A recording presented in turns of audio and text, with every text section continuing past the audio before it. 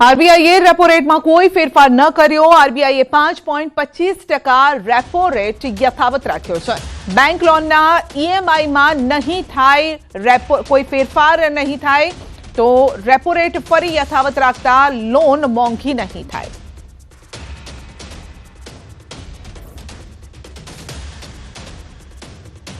ગાંધીનગરમાં 5 સર્કલ નજીક સર્જાયો અકસ્માત। બાઇક અને ટ્રક વચ્ચે અકસ્માત। બાઇક પાછળ બેસનારનું ઘટનાસ્થળે જ મોત થયું છે। બાઇક ચાલકનો આબાદ બચાવ થયો છે। મૃતક એમએલએ ક્વાર્ટરમાં લિફ્ટમેન તરીકે ફરજ બજાવતા હતા। ફરજ ઉપર જતા સમયે જ આ ઘટના બની હતી। તો બાઇક અને ટ્રક વચ્ચે અકસ્માત થયો હતો, જેમાં બાઇક પર સવાર હતા, પાછળની સાઈડ બેઠા હતા બાઇક પર, અને તેમનું મોત થયું છે। અને જે મૃતક છે તે એમએલએ ક્વાર્ટર્સમાં કામ કરતા હતા। લિફ્ટમેન તરીકે તેઓ કામ કરતા હતા।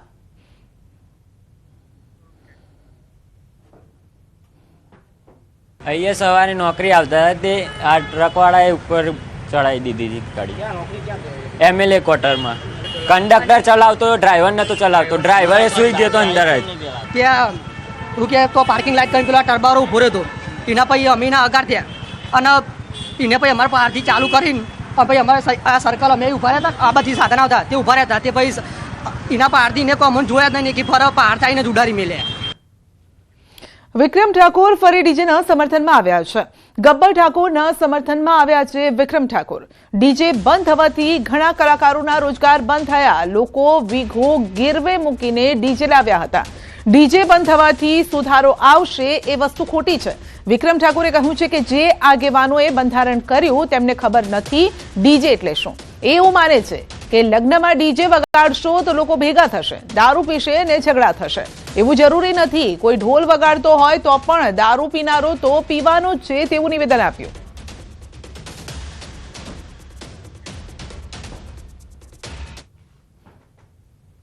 એવું કહેતા હતા કે ડીજે વગાડશો એટલે બધા ભેગા થશે, નાચશે કુશે, દારૂ પીશે ને ઝઘડા થશે। એવું જરૂરી નહીં। કોઈ ઢોલ વગાડતો તો દારૂ પીનારો પીવાનું જ છે, ઝઘડા કરનારો ઝઘડો કરવાનો છે। તો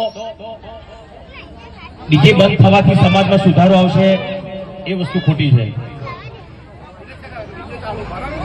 જે ડીજે બંધ થશે ને એ રીતે ઘણા બધા કલાકારોના બિચારા એ લોકોનો રોજગાર બંધ થઈ ગયો છે, એ લોકોને ખબર નહીં પડતી।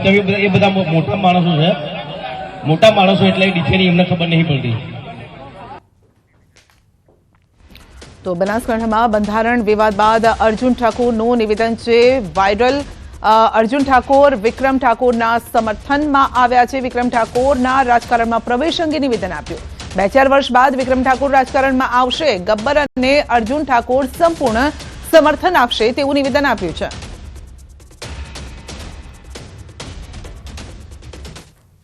2 વર્ષ પછી 4 વર્ષ પછી વિક્રમભાઈ ગમે ત્યારે રાજકારણમાં ઉભા રહેશે તો ગુજરાતનો સુપરસ્ટાર વિક્રમ ઠાકોર માટે ગબ્બર ઠાકોર અને અર્જુન ઠાકોરનો ફૂલ સપોર્ટ રહેશે। વિક્રમ ઠાકોર માટે માથું આપવાનું થશે તો અર્જુન ઠાકોર ગબ્બર ઠાકોર માથું પણ આપી દેશે। પાટણમાં સ્વતંત્રપુરના કોરડા ગામે ઠાકોર સમાજના બંધારણ તોડ્યાનો વિડીયો વાયરલ થયા બાદ કોરડા ગામે ઠાકોર સમાજના આગેવાનોની બેઠક મળી, જેમાં બંધારણ ભંગની વાતને આગેવાનોએ નકારી કાઢી હતી। સમગ્ર મામલે લગ્ન પ્રસંગનું આયોજન કરનાર મગનજીએ કહ્યું હતું કે મેં દીકરાના લગ્ન સમાજના બંધારણ મુજબ કર્યા છે।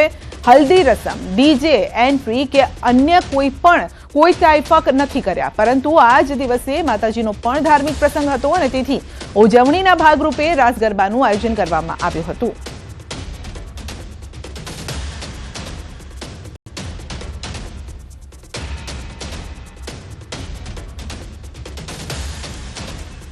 અમે કોઈ પણ બંધારણ તોડ્યું નથી।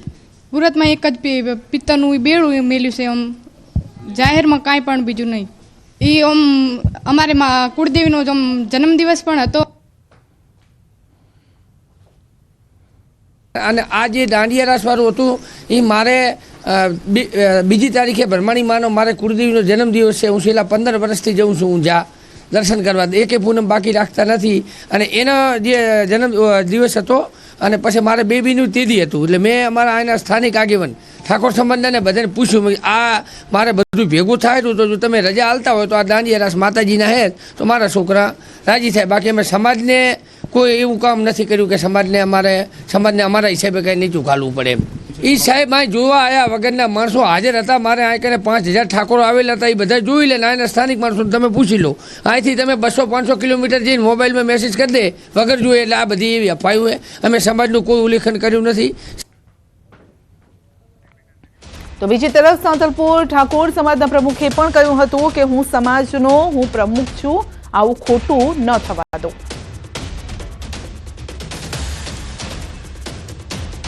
સમાજનો પ્રમુખ હું આવું ખોટું થવા દઉં નહીં. અને કદાચ કોઈ કહેતા હોય અને કોઈ સાબિત કરી દેતા હોય કે આ રહ્યું તમે કર્યું છે અને ખોટું કર્યું હોય તો સમાજના ખોરામાં મારું માથું છે. સમાજ કે એમ અમારે કરવાનું છે, એ મારો દંડ 1 લાખ રૂપિયા કે તો અમારે 1 લાખ રૂપિયા દંડ ભરવાનો છે. અમારે કોઈને, હું તમને વાત કરું, કોઈને વાત જ નથી કરી. અમારા ઠાકોર સાંતલપુર તાલુકામાં આ લોકોએ આ 3 જિલ્લાના માણસો ભેગા થયા, એમાં મને 5 જણ માણસોને બોલાવવા તો પડે ને, પહેલાં બોલાવવા પડે. અમદાવાદની 7th ડે સ્કૂલ ફરી આવી છે વિવાદમાં. ધોરણ 7ના વિદ્યાર્થીઓ વચ્ચે થઈ મારામારી.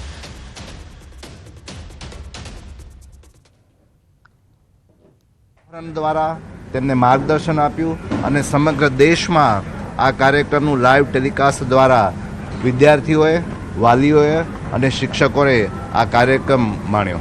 અમદાવાદની 7th ડે સ્કૂલમાં ફરી એક વખત વિદ્યાર્થીઓ વચ્ચે મારામારીની ઘટના સામે આવી છે. પોલીસ ફરિયાદ પણ ન થઈ છે. આજે હું કાર્યક્રમમાં હતો. કાર્યક્રમ દરમિયાન મારા ધ્યાનમાં આવ્યું કે અમદાવાદની એક સ્કૂલમાં મારામારી ઘટના બની છે. ત્યારે અધિકારી પાસેથી અહેવાલ મંગાવતા એવું જાણવામાં આવ્યું છે કે એક શાળામાં અમદાવાદની જે વિદ્યાર્થીઓ વચ્ચે મારામારી થઈ છે, ત્યારે એ બાબતે શિક્ષણ નિરીક્ષકને પણ તપાસના આદેશ આપી અને અહેવાલ મંગાવ્યો છે.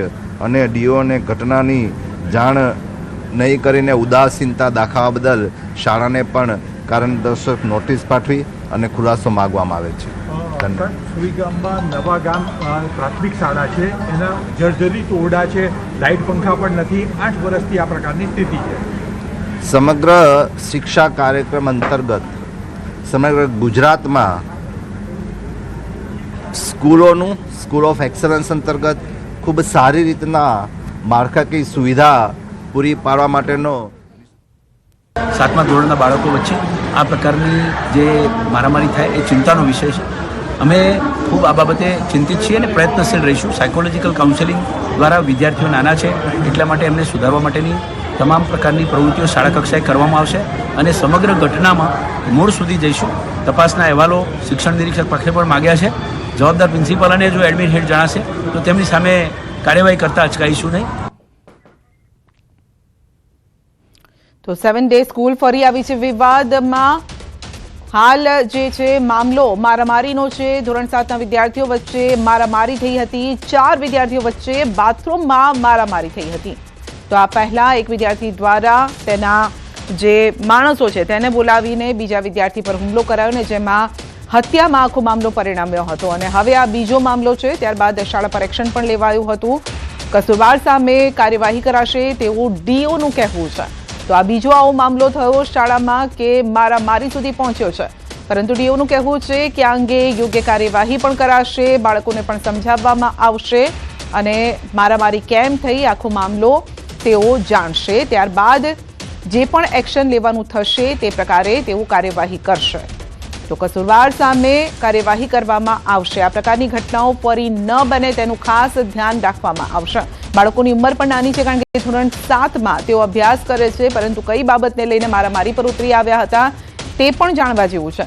કારણ કે સામાન્ય જે હોય છે બોલાચાલી ઘણી વખતે મારામારી સુધી પહોંચી જાય ને મારામારીની ઘટના જે છે એ મોટું સ્વરૂપ ધારણ કરતી હોય છે અને જેમાં જે નિર્દોષ હોય તેમના ઉપર આફત આવતી હોય છે. માટે આખો મામલો જાણવો જરૂરી છે તેવું ડીઓ તરફથી પણ એક નિવેદન છે કે મામલાને જાણ્યા બાદ જે પણ દોષિત હશે, કસૂરવાર હશે તેના પર કાર્યવાહી